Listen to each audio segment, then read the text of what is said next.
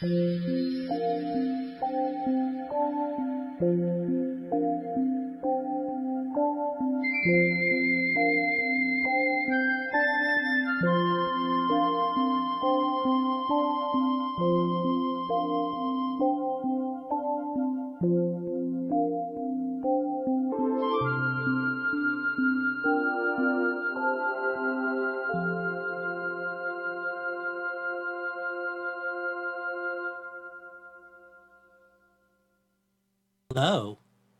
and welcome to the first You Call This Yoga Internet TV show. This is so exciting. We're breaking through another media wall to share the benefits of yoga for any and all. I'm Howie Sheriff, founder, director, lead missionary, and wild idea guy for You Call This Yoga, a nonprofit whose mission is to bring yoga to the physically challenged and underserved, resulting in an improved life. I've scoured the world to find leaders in the yoga field to help share their interpretations of how yoga can be shared with the population. Often we come across people who are feeling that yoga is not accessible to them because they feel limited in their body, potentially their mind, and also they're just not aware of the benefits. It often feels as an abstract concept or practice that mostly women are practicing, mostly young women, mostly Caucasian women in the United States. We're here to show that yoga can be practiced in elements by most, if not all, people. Our guests will share their passion and their wisdom so that you, the audience, can engage them, me, and others to learn how yoga can be part of your life practice. Today's guest is a dear friend, mentor, and member of our organization. Julee Snyder will be joining us shortly. She is involved with the Evolve movement in Raleigh, a partner of our organization, who also brings movement in various styles to the public and trains teachers. Also on the show, I'll be sharing pearls of wisdom. Our guests will give their perspective on that. We'll be inviting you to call, Skype, or type in, and we can have an interaction with you because this is a show of dialogue, not just us yammering like I appear to be doing now. So with that, we're going to turn the camera over to Julee, and she'll share a little bit of her background and her philosophy. Welcome, Julee. Thanks, Howie. It's happy to be here. Thank you. Tell me, Julee, how did you first get oriented towards yoga? Well, I was a dancer in my 20s, and I started taking yoga classes with Lisa Clark at Meredith College, where I was taking dance classes at the time. And it was one of those summer workshops where we had yoga like every day for 3 weeks. And I was just blown away by how happy I felt and how easy it was for me to make healthy decisions for myself afterwards. Mm-hmm. And from there? From there, I just started studying with Lisa. That was probably, 1994. So I started studying with her for the next 10 years, and then she offered her first yoga teacher training in Chapel Hill, North Carolina. And then I went on to assist and co-teach with her, and then she moved to Pittsburgh, and I just continued to teach yoga anatomy and local teacher trainings, and then also start my own gentle yoga teacher training, which is happening at Evolve. Excellent. I'd also like to include in Julee's history that she was part of a team that mentored me about 10 years ago. And that process was very supportive and allowed me to develop my own style of yoga as I was suffering from arthritis in my hip and my neck. Julee has taught anatomy to teachers throughout the area and across the country, and I can attest that she has a vast source of wisdom. Thank you, Howie. Oh, it's a pleasure. I've benefited from it tremendously. Julie, when did you first sense that adaptive yoga, and if you would define your impression of what adaptive yoga is, appeared on your screen? Yeah. Well, first of all, when I started studying with Lisa Clark, she was highly influenced by Iyengar yoga, and Iyengar is very happy to use props of all sorts, including chairs. So right from the beginning of my yoga teacher training, chairs were a part of just yoga, just learning yoga. All kinds of props were involved in learning yoga, and they just made certain poses more accessible and easier to learn, to be clear about the alignment of those poses. And then in 2004, right after I got my teacher training certification, I happened to be in a couple of car accidents. That's 2 in one weekend. Yow. And I was a dancer up to that point, and it completely destabilized my spine. The only kind of yoga I could do was restorative yoga. And so that became my specialty. I just practiced restorative yoga for at least a year. And then as I slowly started to come back in, I was practicing gentle yoga. I was starting to teach gentle yoga. And between what my own body taught me and just paying attention to the students that I was working with, I learned just so much. So this is an opportunity where an injury can create a change in our lifestyle and open up a whole new pathway. Absolutely. Absolutely. For those that aren't very clear, can you describe a little more about what restorative yoga is? Yeah, there are a couple different theories out there. The one that I go by is that both are true. Restorative is using lots of props to support people in poses. The way I practice it, restorative yoga is increasingly a pratyahara practice. So of the 8 limbs, pratyahara is the turning inward of the senses. So we're using props to stay in poses for a long period of time to decrease sensory information so that we can turn inwards and focus more on meditation. Wow, that's powerful. Yeah. I can appreciate the concept. About 10 years ago, my arthritis flared up tremendously as I've had multiple neck surgeries and an eventual hip replacement. Oh, wow.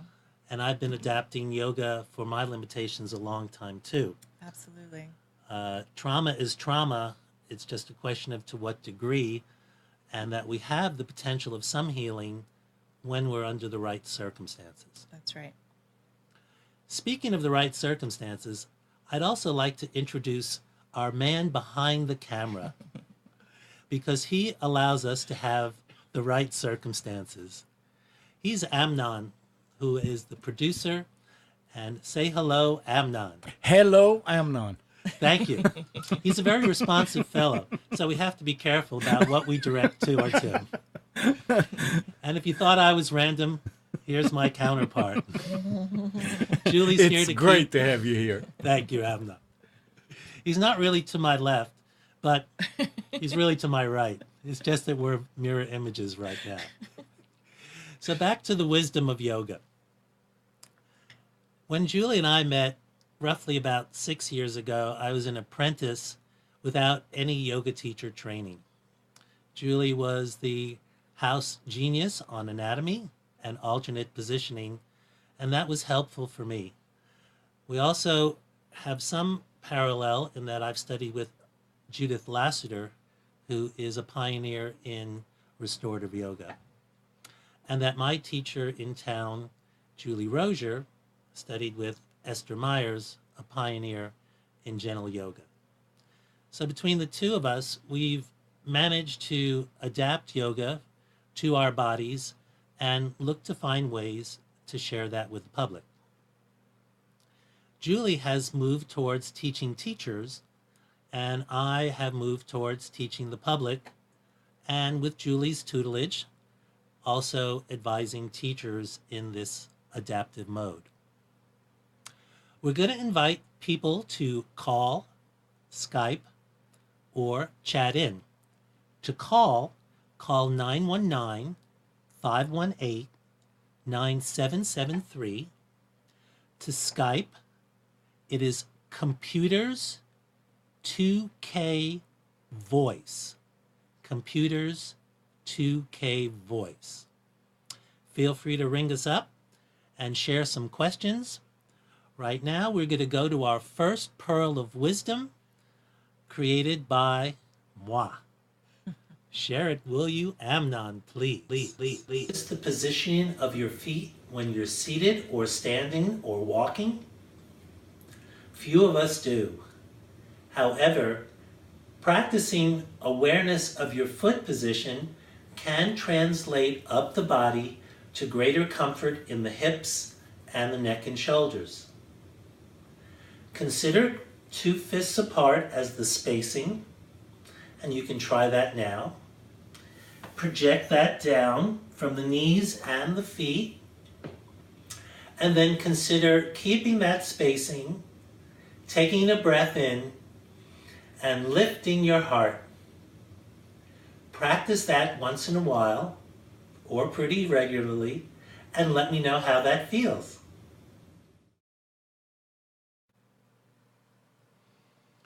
All right. We'll go through this in the beginning. It's okay. Welcome back.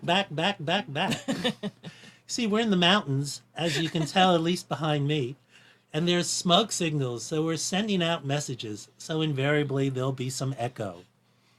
I was in the Swiss Alps last summer, and you are now. All right, getting back to Julie and our adaptive yoga topic. Julie, what pearl would you derive common to what I just showed that you would share with teachers? The first pearl I would share with teachers for adaptive yoga is that they have to be adaptable. So I think one of the things that some teachers can get very attached to what the form of a pose looks like. And when you're teaching adaptive yoga, you have to be able to look at the person in front of you and determine what they can and can't do in relationship to the goals of the pose. So that's the first goal. Mm-hmm. So the teacher has to be teachable. Yeah, and like creative, improvisatory, like ready to create relationship with the person in front of them. Mm-hmm. That is a challenge because some of us do get attached to our teachers and the style that they're expressing. Absolutely. How did you find this when you first started your training? Well, I started adapting in the middle of the classroom. So I remember teaching gentle yoga teacher training at Moving Mantra under Cindy Bulka at the time. Mm-hmm. And because all I could do at the time was a gentle practice, I was teaching a class and she would send anybody at all who had any issues to my class. So people with double hip replacements, scoliosis, mastectomies, like all kinds of people, lovely people coming into my class, but with widely different needs. And I found myself stuck in the front of the room teaching what I thought they could do. And then one day I opened my eyes and realized that something as simple as side bending over a bolster was difficult for half of my students. So you have to pay attention. You have to walk around. You have to see what's going on and be willing to learn from them. Mm-hmm. Yes, so yoga teachers, get off the mat, start moving around. I can appreciate because I started in the same studio under Cindy's tutelage, and one of my critiques of several was that I was teaching with my eyes closed on occasion because I was trying to envision the poses and therefore I wasn't in touch with the class. So I can appreciate what your experience. Very common, very common. Mm-hmm. Cindy often referred me to Julie too, and that's part of the origin of our relationship. So thank you, Cindy, on that. Thank you, Cindy. Yes, she's been helpful for both of us and the community. Also, getting back to Julie's training, after Lisa and Cindy, how else did you advance your knowledge? Well, one of the things I did was I studied body mind centering. It's a somatic discipline that it's a 4-summer training. It looks at all of the major body systems from an experiential perspective. And it's also looking at the development that we all go through from in utero through the first year of life. So that embodied anatomy piece is part of how I bring anatomy to yoga, is that I'm coming in and saying, okay, what is it like not just to see those bones and muscles or organs in a book, but what is it to live that and to bring that into our practices? Mm. And then also, how does that developmental movement inform how we sequence or how we recognize whether someone has the skill set ready to progress to the next level? Hmm. That's a lot to take in and digest. Oh yeah, yeah, for me and everyone else. That's why there seems to be a lot of heat coming out of yoga teachers' heads as they process each class member. Or the smoke out of your head. Exactly. It's what the humidity is in the room at the time. And are there any particular books that you found that were just essential for your training? I definitely find that Judith Lassiter's Rest and Renew is essential for restorative training, Mm-hmm. and just for living a balanced life, actually. Um, Also, I've really enjoyed some things out of the Eric Schiffman book. Mm-hmm. Yeah, those are the top two that come to mind. And I'm not big on books, but I have those books. So I think those are foundational books that whether you're a practitioner or a teacher, that those can be on your Absolutely. shelf and maybe even in your lap open too and reading them. So consider that. I'm going to get back to our request that if you'd like to engage us by phone, Skype, or chat line, feel free. Phone number 919-518-9773. Skype, computers, 2K voice, and we're ready to engage you at your convenience. All right, moving along, I have some other questions for Julie. I'll have many questions for Julie, of course. How did you develop this relationship with a studio versus being a private practitioner? What would a yoga teacher consider in terms of how they share adaptive yoga? Is it preferable on your own or with a group? Oh, it could go either way easily. I think it's increasingly difficult to get your name out in the world as an individual outside of just your individual contacts. So if you're an outgoing person, then it's great to build on your contacts to have small practices, whether it's in people's homes or community centers, libraries. I know you started in libraries. Mm-hmm. I think those are all great avenues. I think I naturally fell into studios partly because of Cindy. Cindy, as soon as I met Cindy, she said, "You're perfect," and I loved being told that, and so I stayed until she decided to close. I was there. I have taught at Blue Lotus and a couple of studios in Durham, and now I'm solely at Evolve. And it's really been a great forum for me to just be in the studio and to slowly build amongst a community. And now I'm actually kind of leading the charge there of the yoga program at Evolve. Mm-hmm. Yes, and we're very thankful for that. There's several excellent teachers at Evolve. There's excellent teachers all throughout the Triangle. Absolutely. Now, for those that don't know who we are, we're in Raleigh, North Carolina. So when we talk about the Triangle, we talk about Raleigh, Durham, and Chapel Hill.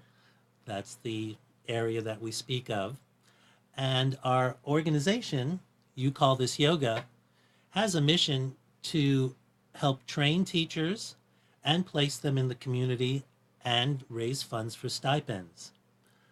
So this is part of our outreach, and Julie is on our board of directors. She's the head of our outreach program, and she supervises me, the lead missionary, but not the only missionary, as we have roughly 6 teachers that contract with us to bring yoga to the public. And we're starting some more programs in 2017. Yay. Yes, that's very exciting. Some of these programs are available on the You Call This Yoga website. That's you, Y-O-U, call this yoga.org. So I invite you to visit the website, learn more about where our local programs are. If that's not accessible for you, we also have a You Call This Yoga YouTube channel. What a shock. Yes, we have videos that have been made for teachers as well as practitioners of adaptive yoga. We have guests as well as your camera hog, Howie, doing the shows. You Call This Yoga YouTube channel. Well, let's get back live to Julie. Julie, when someone wants to learn to become an adaptive yoga teacher, are there certain prerequisites for that? Well, one needs to be a yoga teacher certified at the 200-hour level, and that can be done in a lot of different ways, and often it's what serves you best. So you can look for trainings, whether they are a month long, 9 months long, 2 years long, and you can decide whether you want to do a flow practice, an alignment-based practice, something for beginners, but you just need to find something that's going to suit your lifestyle and your interests. And then from there, you can specialize. So I know, Howie, you've specialized in chair yoga. I have over a lifetime experience kind of specialized in gentle and restorative. So you don't necessarily have to go through a training, but increasingly trainings are being offered in those specialties. And so I'm offering currently a gentle training that is 8 months long. And next year, Lisa Clark and I are starting a 4-month restorative training. Right on. Yeah, Will that be in Raleigh? it will. Both of those are in Raleigh at Evolve. Okay. Well, we're going into an Evolve Love Fest here. Yeah, a little bit. Let's divert a little bit from Evolve and evolve towards a spot from our sponsor, You Call This Yoga. We call this spot the Fun and Yum Good Health Tip. Why? Well, we like it to be a little fun. At some points, there'll be food involved, but not yet. And our intention is to foster your good health. That's health, not help. You can help us and help yourself too. So Amnon, if you'll roll our sponsored clip.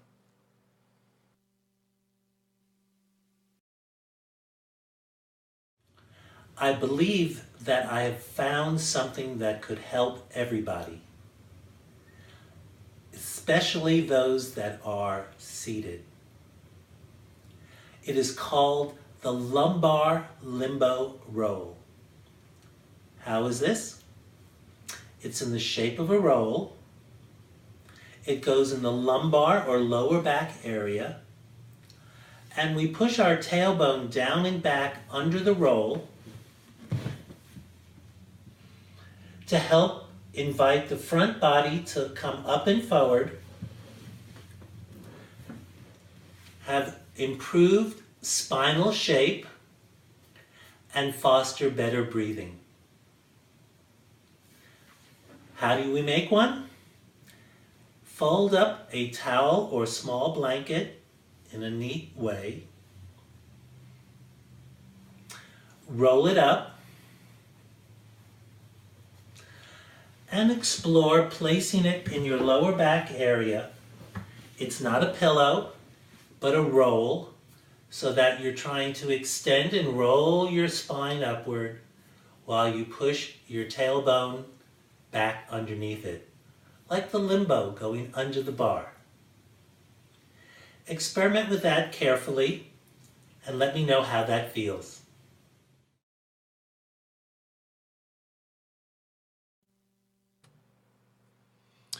Well, isn't that a revelation?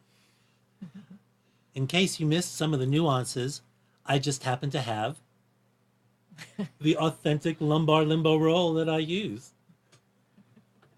Does it have cheese in it? Let's see. Let's open it up, Amnon. I think this was the vegan one Okay. and dairy-free. So we're going to just go back to rolling up the cloth, the sacred cloth. Here it is, your limbo roll. It's not a cigar. It's also not a pillow, which means that we're not mashing into it, but we're extending upward, rolling upward while the tail goes down. Julie, what do you think about this and teachers' focus on the lumbar area when they're teaching?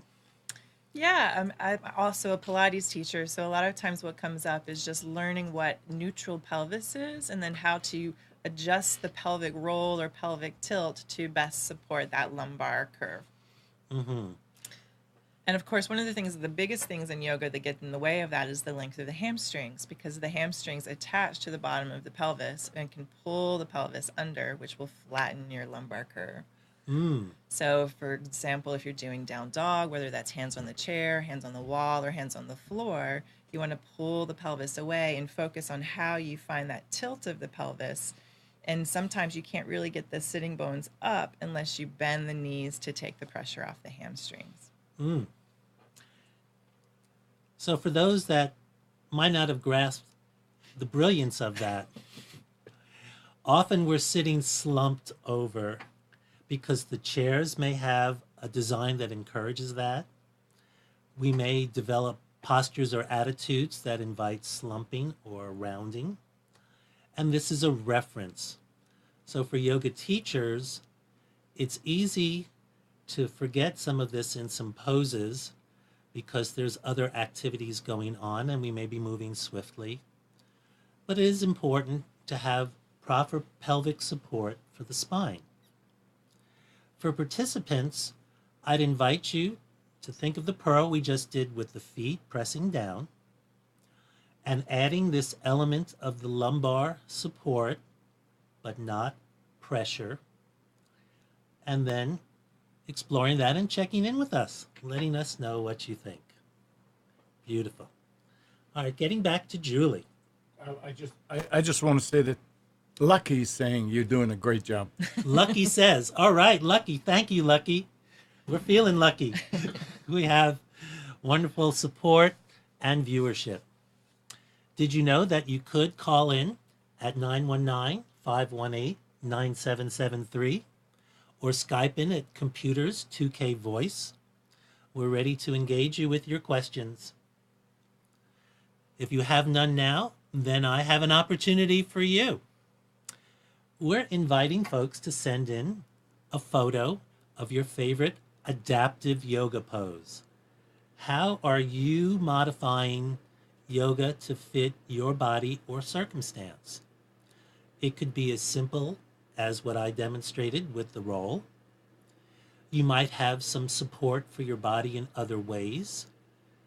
Could be you're raising the seat up a little bit because you have long legs.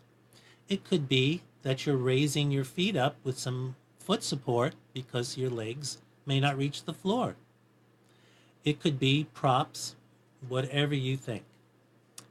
My email is Howie, Howie, at youcallthisyoga.org. And we'll show that later. Howie at youcallthisyoga.org, Howie. And what do you get for all that effort? Well, we're giving away either a DVD or a copy of my book, Sit, Stretch, Smile. More on that later, too. Let's get back to Julie. Julie, when you've had injuries and you've adapted poses, for you, what are your favorite adaptations?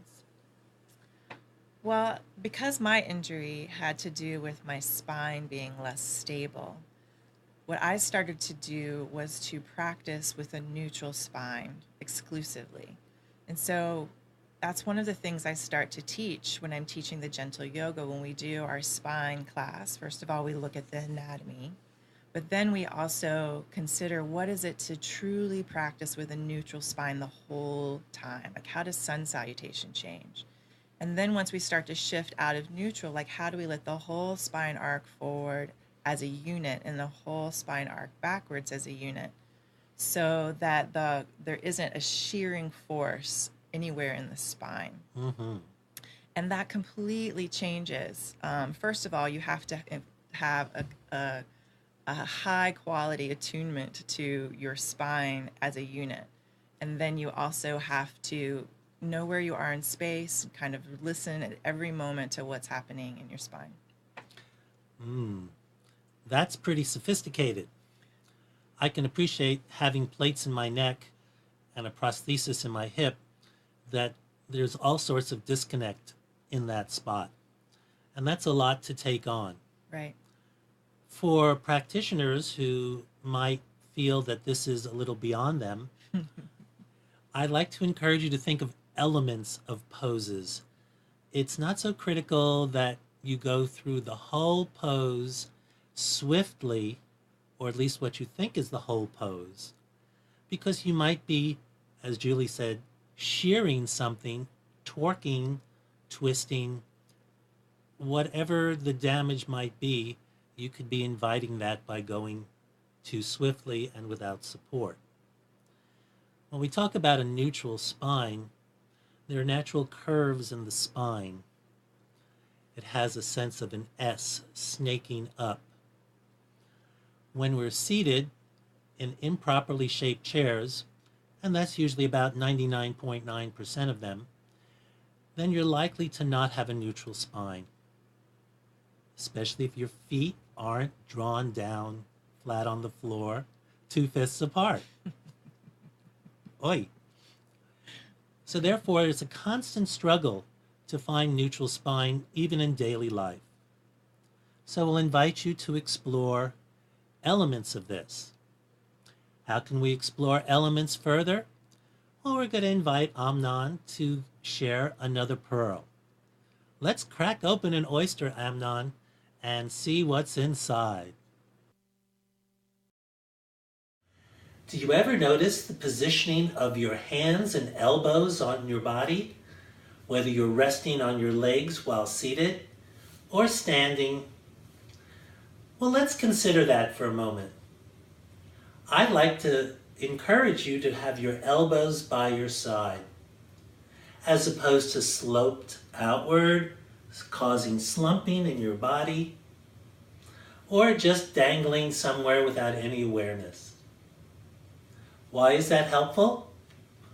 By keeping the elbows by your side, it may improve your stride when you're walking, so that you're not shuffling, or that when you're seated, you might actually keep the elbows in and open the heart and breathe better. Try that and let me know how it feels.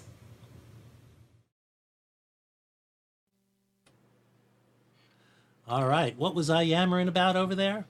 Something about elbows? Well, consider this. If you were standing upright at what they would call attention, that's analogous to, in yoga, mountain pose. And you might notice that your arms are pretty vertical, dropping straight down, and they're by your side. However, once we lose that intention, it's very easy to round the shoulders, hold something with the other shoulder, grab our cell phone or our tablets, and crunch down, or be typing at our desks.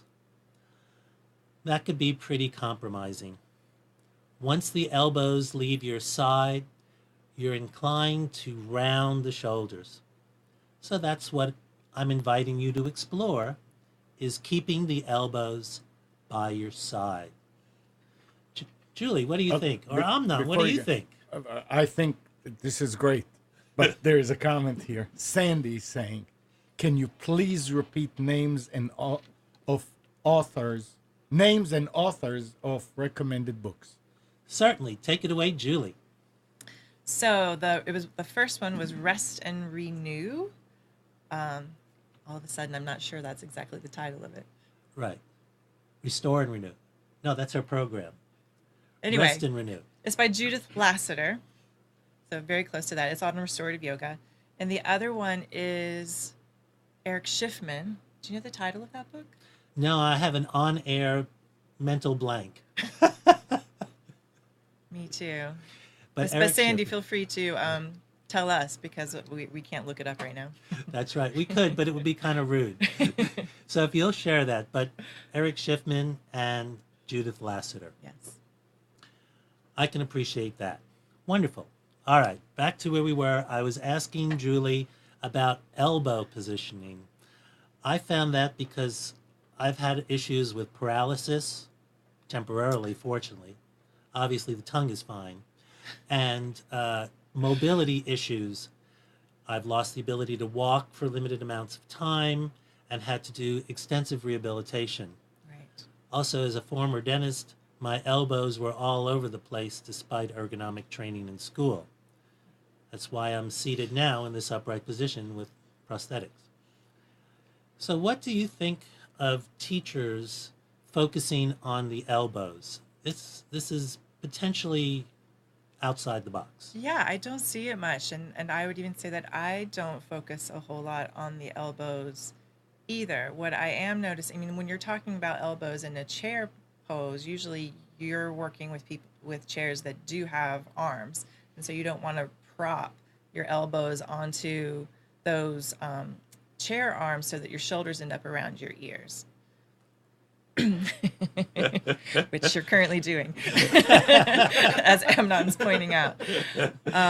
Here today. And similarly, so that same theme travels into our other yoga practices. When we have a range of adaptability, so we can adapt poses in chairs, but we can also adapt poses with other kinds of props.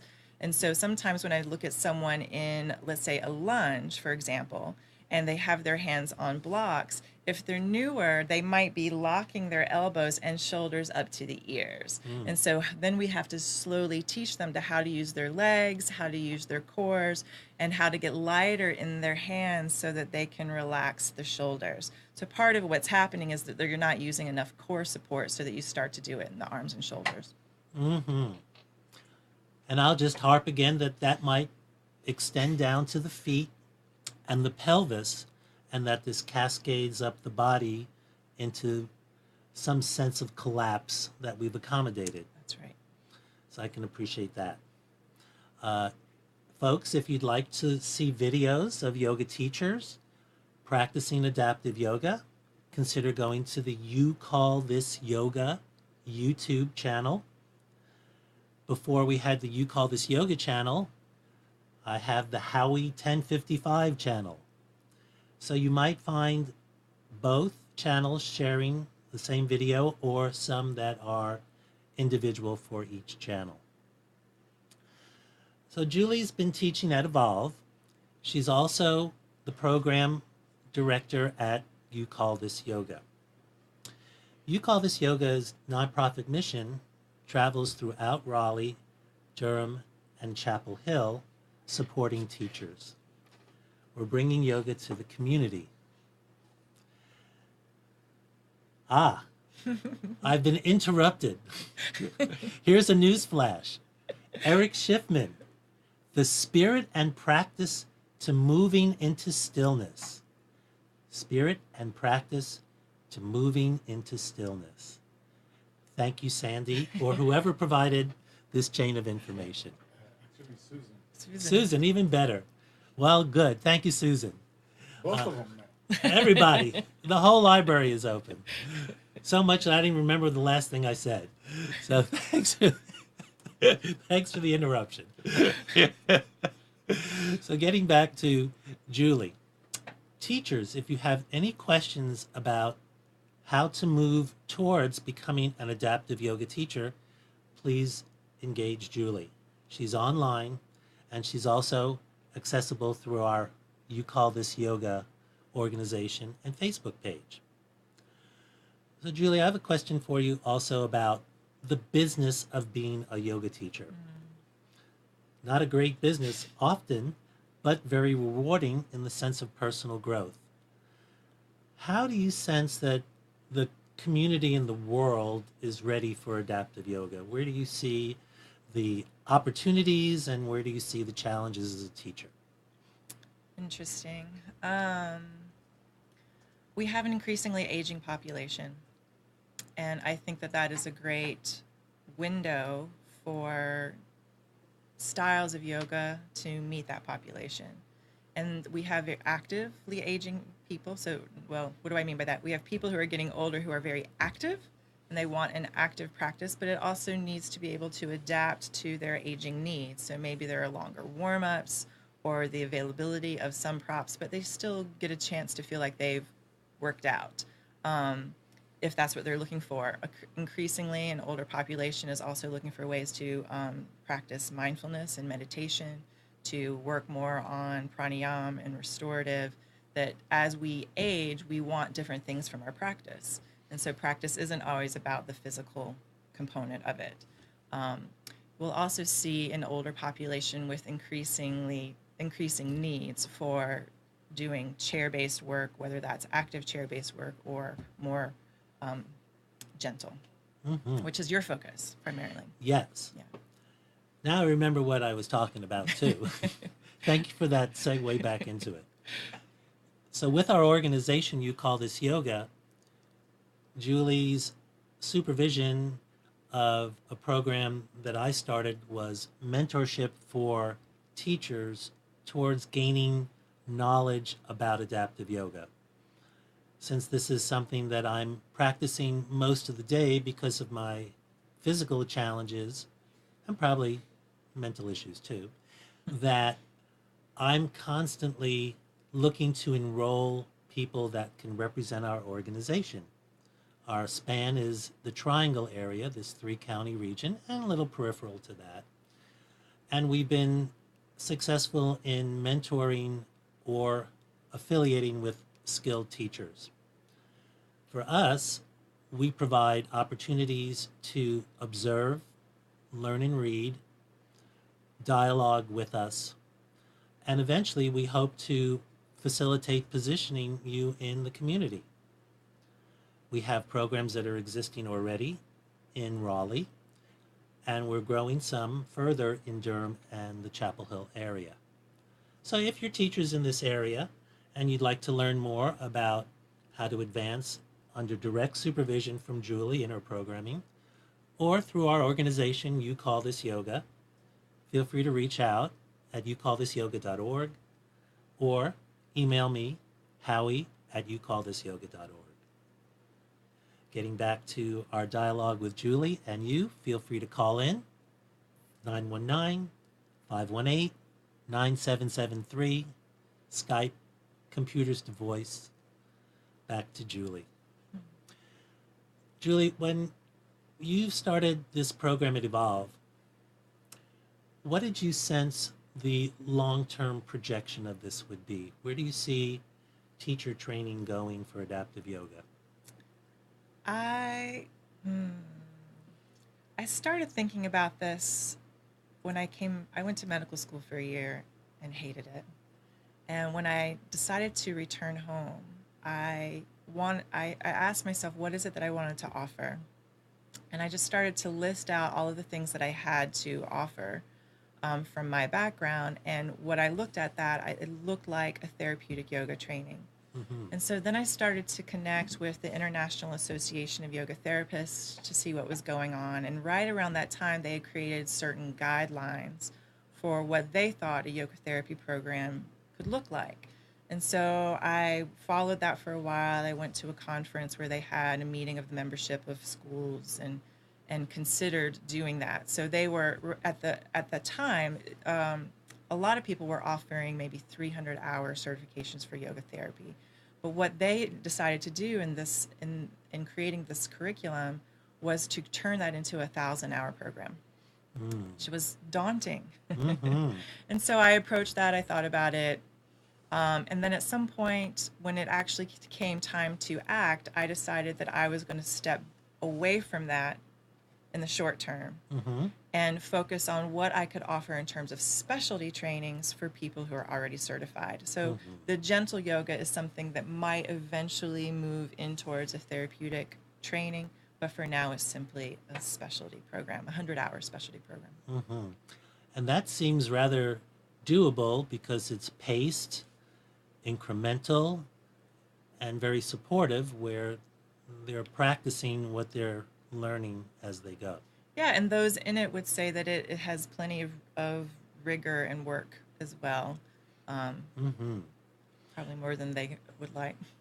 Well, it's interesting too because gentle can have a broad range of experiences as to what is gentle. Right. Some of my gentle classes can be outright snail-like, or as I say, lay around, look like you're doing nothing yoga. Though internally there's a lot that's going on, it's just not a great outward expression Right. of movement. Our appreciation of yoga is that it's like a tree and there are many limbs on it. And in our country, there's a focus on the physical limb, yet there's all these other elements of yoga.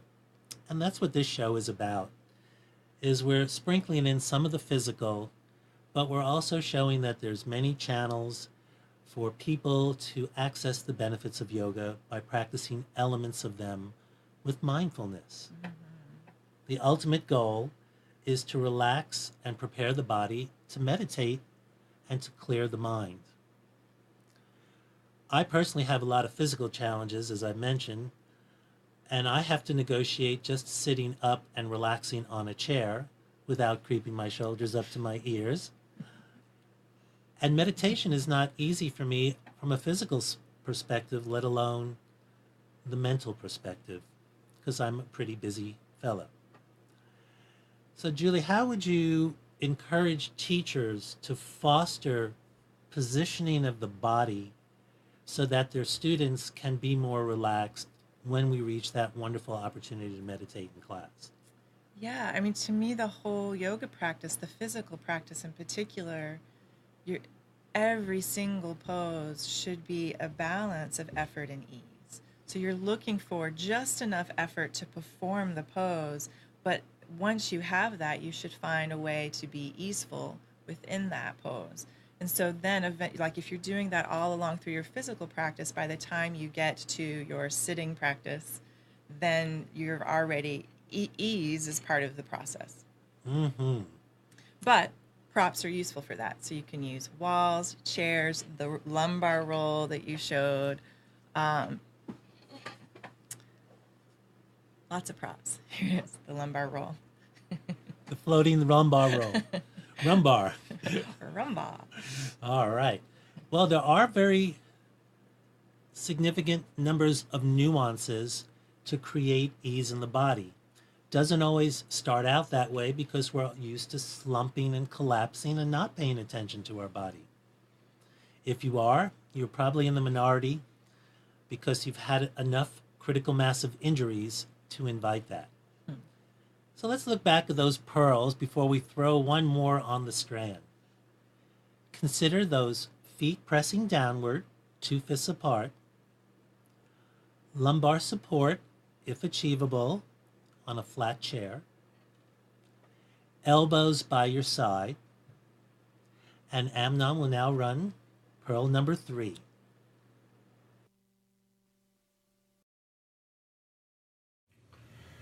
What about those hands?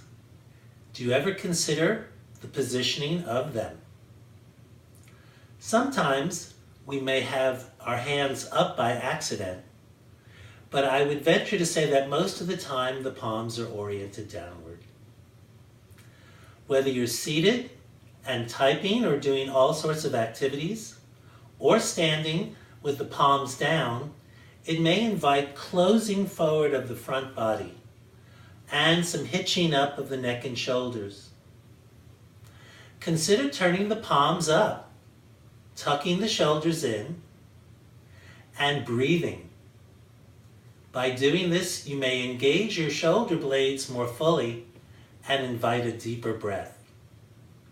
Try that and let me know how you feel.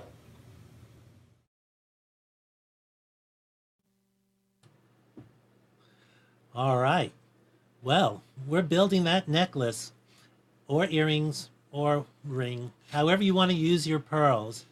But I encourage you to consider them and checking in with us after you do. We're Skyping, computers 2K voice. We're phone 919-518-9773. Chat, type it in on the page that our broadcast is on. Back to Julie. Julie's been part of our board of directors and has made a significant impact by bringing mindfulness to the path of our organization. So she's demonstrating ways of being mindful, and our organization is adapting to that. So we are an adaptive yoga organization. We've involved our board members, or the board members have gotten more involved, which is beautiful. And part of that outreach is bringing yoga to the physically challenged and underserved. So Julie's mentioned about how teachers can get more involved, and I'll share a little bit more about my outreach, and then she'll build on that. I started out with this passion because of my limits, and I felt a need as a practicing dentist before that to continue the passion of healing. Of course, with my injuries, I had to do that myself. For me, I've had many therapies, surgeries, and teachers. Yoga teachers can often have their own injuries. Julie's shared hers. But I wonder, and I'm asking Julie now, do yoga teachers operate with some degree of denial about their own body when they're teaching? And what could yoga teachers do to learn more how to be well, maybe with adaptive yoga, and how they can then share that with their students?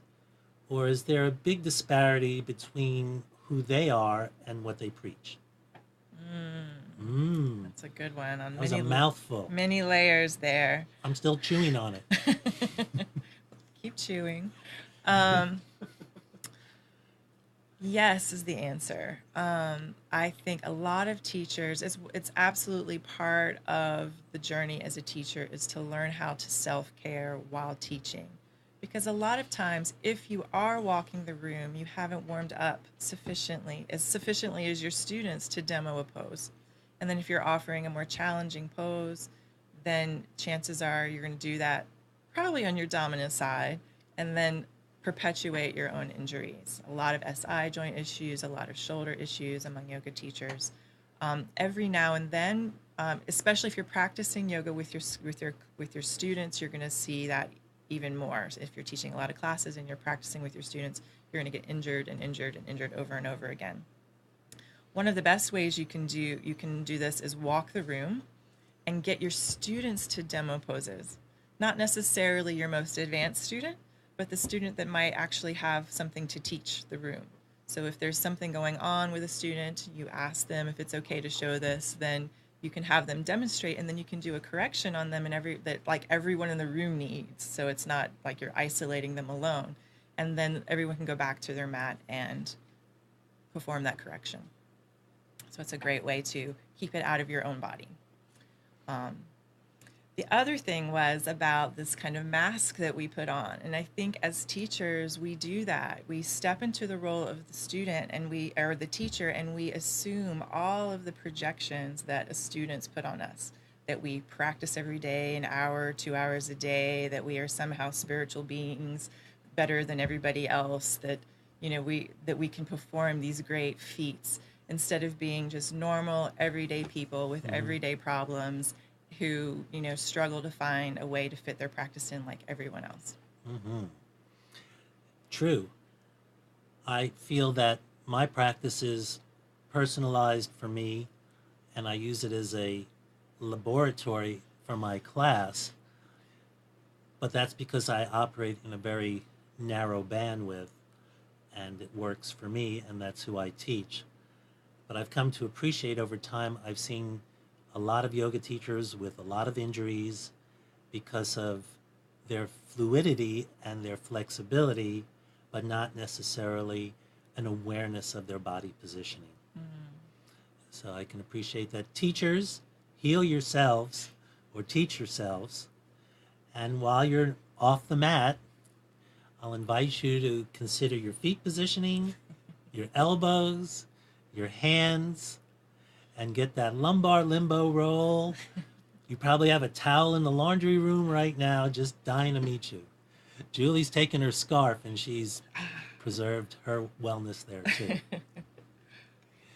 So I want to thank Julie for venturing out and being our first guests. This is our inaugural show. There are good inaugurations in January, and this is one of them. We hope that you'll check in with us. There's still a few more moments.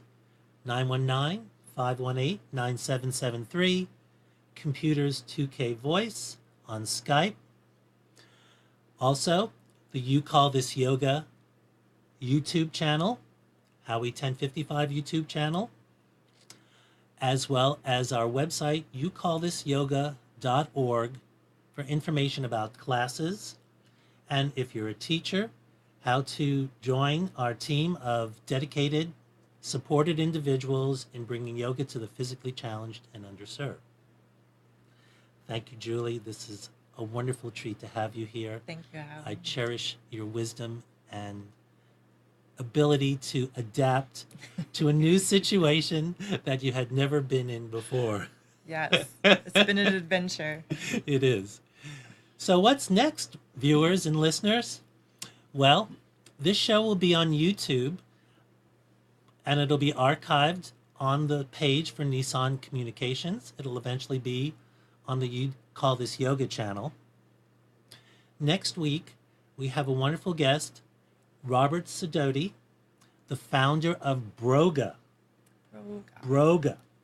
Who's Broga for? Well, it could be for bros. And that was some of the intention, for him to create a pathway for men to feel comfortable in the practice of yoga. It's not exclusively for men. There are women in the Broga classes.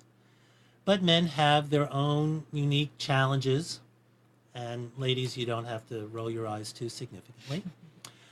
In that there's a lot of tension, a lot of cavemanness, and they just don't want to be embarrassed. So Robert will be sharing tips on how he has developed accessible yoga for men and women, and his path towards that and beyond. Thank you for viewing with us today. We're almost out of time. I'm going to ask Julie for any other little tidbits that she would like to share with you before we sign off. Thank you, Julie. Just to yoga teachers, don't be afraid of anatomy. Keep growing your skills. Let your students be your teachers, and have fun. Thank you, Julie. Let's have fun. Visit our YouTube channel, and you might see videos that can advance your chair and gentle mat yoga practice. Look forward to seeing you next week, Tuesday, 10 a.m. Eastern, 7 o'clock Pacific. We will have some guests from the West Coast in the future. After Robert will be Lakshmi Volkar, sharing chair yoga. She'll be in California. Kaval Kasur will be in Durham. She's Director of Yoga for Youth.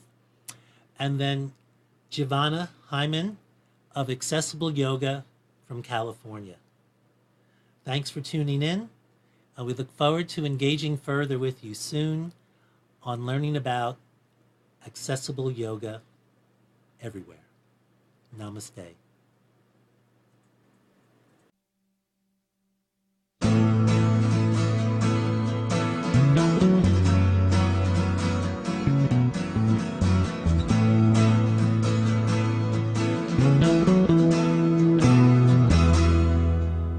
You're tuned to the Nissan Communications Network. If you tuned in too late, you can always watch each program in its entirety or download an MP3 audio file of it in the archives section on nissancommunications.com. Don't forget to subscribe to our YouTube channel, follow us on Twitter, and like us on Facebook. Sponsored by Atomos.com, makers of quality video recorders and converters, CarolinaApparel.com, and DeltaForce.net.